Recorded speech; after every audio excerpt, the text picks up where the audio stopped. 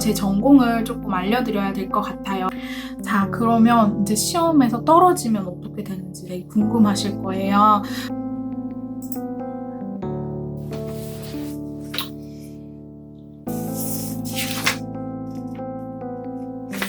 영화 엑사이팅한 거를 한번 봐야겠지.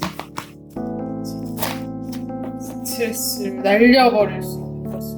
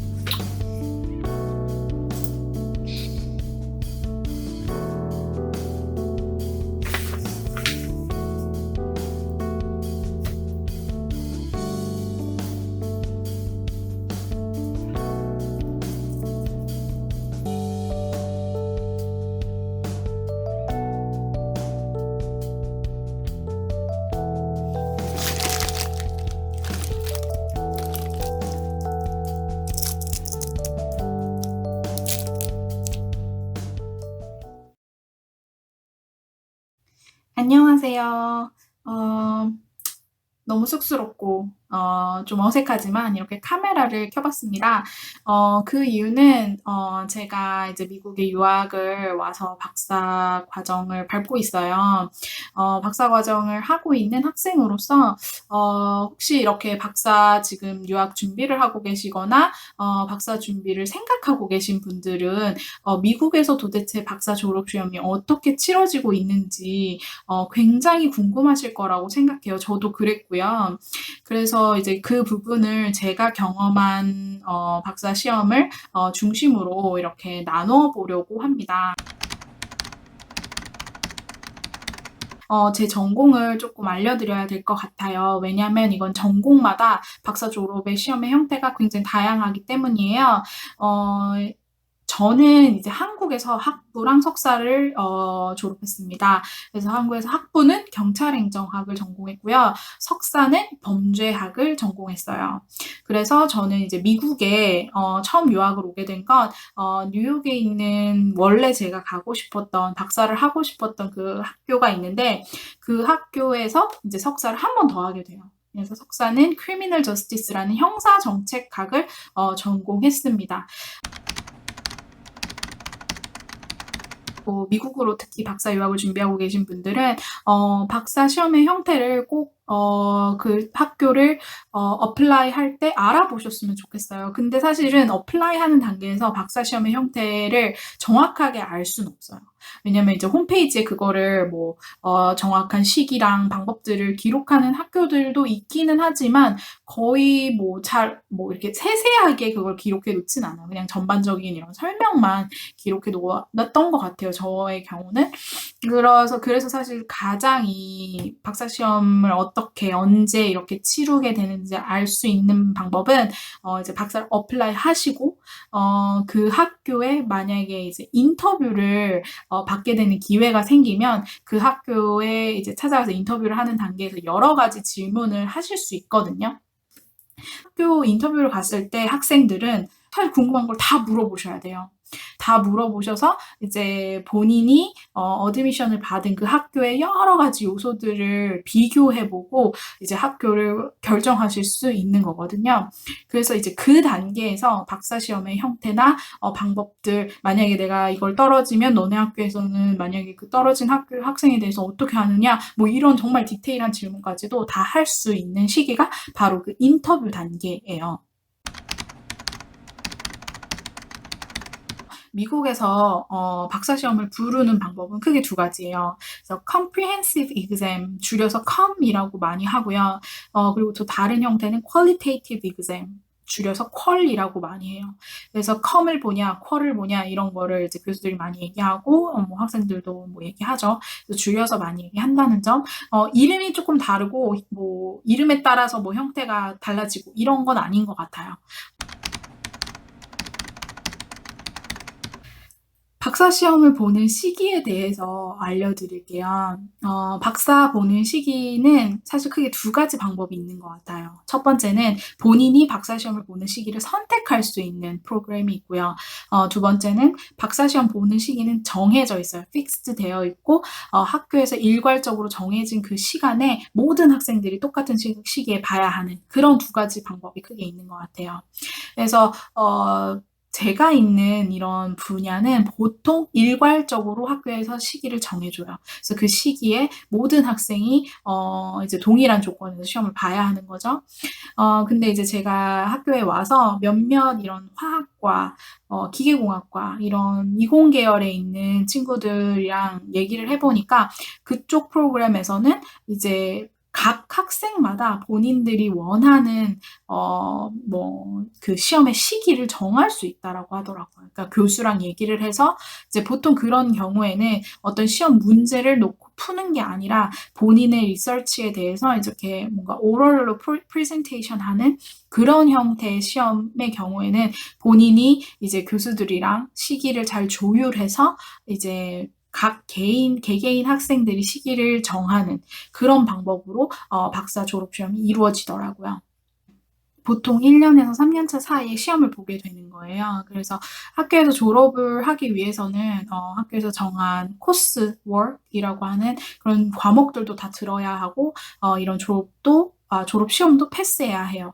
그래서 그런 졸업 요건들을 이제 갖추게 되는 거죠. 그래서 사실은 이런 박사 프로그램 안에서 너무 늦은 뭐 4년차, 5년차 시험을 보는 건 아니고 좀 빠른 시기에 시험을 보고 이제 남은 기간 동안은 박사 졸업을 위한 정말 가장 중요한 요건인 이제 dissertation, 논문을 작성하는 데 많은 시간을 보낼 수 있도록 좀 1년에서 3년 차요 좀 이른 시기에 시험을 많이 보는 것 같아요. 시험의 형태는 정말 다양해요. 정말 다양하고 아까 말씀드렸던 것처럼 이공계 분야에서 많이 하는 이런 oral presentation, 자신의 이런 연구, 자신이 지금 하고 있는 연구, 뭐 앞으로 할 연구, 이런 연구들에 대해서 이렇게 발표를 하는 거죠. 교수들과 학생들 앞에서 이렇게 발표하는 oral presentation 형식이 있고요. 그리고 두 번째는 이제 take home essay라고 저희 학교에서도 사용한 방법이에요. 저희 학교도 이제 take home essay로 이제 학교에서 문제를 주고 그 문제에 대해서 정해진 시간, 저희 학교의 경우에는 3일의 시간을 줘요. 두 과목의 문제를 놓고, 그래서 두 과목의 문제에 대해서 그 3일 동안 이제 당연히 집에서 하다 보니까 오픈북이 되는 거죠. 오픈북의 형태로 이제 3일 동안 에세이를 쓰는 거예요. 근데 이제 사실 말이 오픈북이지, 평소에 공부해놓고 평소에 준비해놓지 않으면 굉장히 이 3일이라는 시간이 길지 않은 시간이기 때문에 두 과목, 두 개의 큰 굉장히 심도 깊은 에세이를 쓰는 데는 사실 부족한 시간이에요. 그렇기 때문에 테이크홈 에세이도 여전히 부담이기는 해요. 마지막으로 다른 형태는 이제 전통적인 방식, 보통 박사 과정에서 이런 정말 학교에서 정해진 시기에 정해진 장소에서 모든 학생들이 보는 이런 시험의 형태는 보통 2일에서 뭐 4일 정도까지도 보는 것 같아요. 그래서 각 과목 뭐 적게는 2개, 뭐 많게는 4개, 5개까지의 그 과목들을 하루하루씩 이제 시험을 보는 거죠. 학교에 가서 뭐 9시부터 뭐 오후 4시까지라든지 아니면 뭐 그런 식으로 정해진 시간에 학교에 가서 보통 이제 박사 시험은 뭐 손으로 쓰기보다는 이제 컴퓨터에 작성을 해서 이제 제출하는 것 같아요. 그래서 그렇게 되는 경우에는 이제 학교에서 시험을 보다 보면 오픈북은 아닌 경우가 많은 것 같아요. 그래서 오픈북으로 하는 게 아니라 이제 본인이 평소에 알고 있는 그 지식을 이제 그 정해진 시간 그 장소에서 쏟아내는 거죠. 그래서 자, 그러면 이제 시험에서 떨어지면 어떻게 되는지 되게 궁금하실 거예요. 그래서 시험에 떨어지면 정말 학교에서 쫓겨나는 거냐, 뭐 이런 것들이 궁금하실 텐데, 이거는 학교마다 너무 달라요. 학교마다 너무 다르고, 어떤 학교에서는 이런 시험을 떨어지게 되면 바로 잘리는 경우도 있고요. 어떤 학교에서는 시험의 이런 목적 자체가 학생을 자르는 그런 도구가 아니라 좀 학생들에게 어떤 공부를 할 수 있는, 그러니까 모티베이션이 되는 그런 기회로 삼는 거죠. 그래서 학생들이 시험을 준비하면서 확실히 이런 그동안 배웠던 뭐 개념들이나 이론들이 이렇게 시험을 준비해야 사실 이렇게 착착착 정리가 되는 건 있거든요. 그래서 그런 기회로 삼도록 이렇게 뭔가 떨어뜨린다기보다는 이렇게 시험이 있으니 너희가 좀 열심히 해봐라. 그래서 만약에 니네가 시험이 떨어지면 우리가 세컨 찬스를 줄게. 그래서 뭐 그때도 떨어지면 뭐 우리 한번 같이 방법을 찾아보자. 이렇게 하는 프로그램도 있는 것 같아요.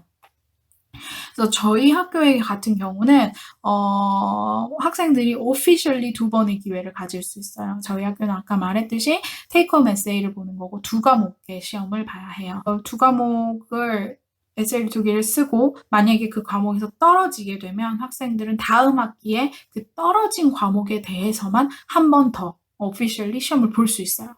근데 만약에 이제 또 떨어지게 된다. 그러면 잘 모르겠어요. 근데 저희 학교에서는 그러니까 첫 번째 시험에서 떨어지는 경우는 많아요. 근데 이제 두 번째 시험에서 떨어져서 학교에서 잘렸다. 이런 거를, 저는 들어보진 않았던 것 같기는 해요. 그렇지만, 뭐, 다른 전공, 비즈니스에서도 학생을 잘랐다는 걸 들어봤고, 이런, 다른, 뭐, 기계공학 친구도 이런 거기는 퀄이라고 하던데, 퀄 시험을 통과하지 못해서, 뭐, 교수가 펀딩을 지원해 줄 수 없다라고 해서, 뭐, 그런 경우도 있고. 그래서 학교와 프로그램, 뭐, 교수, 이런 거에 따라 너무 달라요. 그래서 이제 그런 것들은 사실 정말 시험을, 일단은 학교에 입학해서 시험 봐야만 알 수가 있기는 한 것 같아요.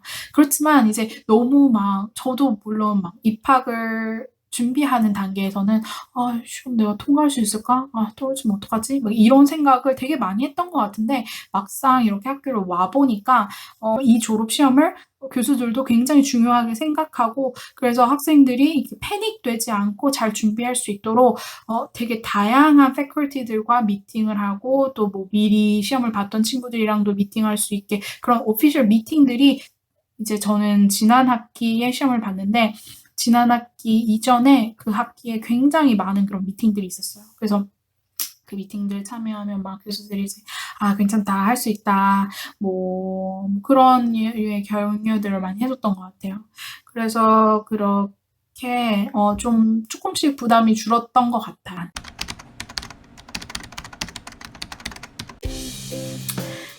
오늘 이렇게 어색하게나마 카메라를 켜서 이렇게 얘기를 해봤는데 앞으로 이제 제 영상에서는 저는 이제 미국에서 살고 미국에서 대학원 생활을 하고 있는 학생이에요.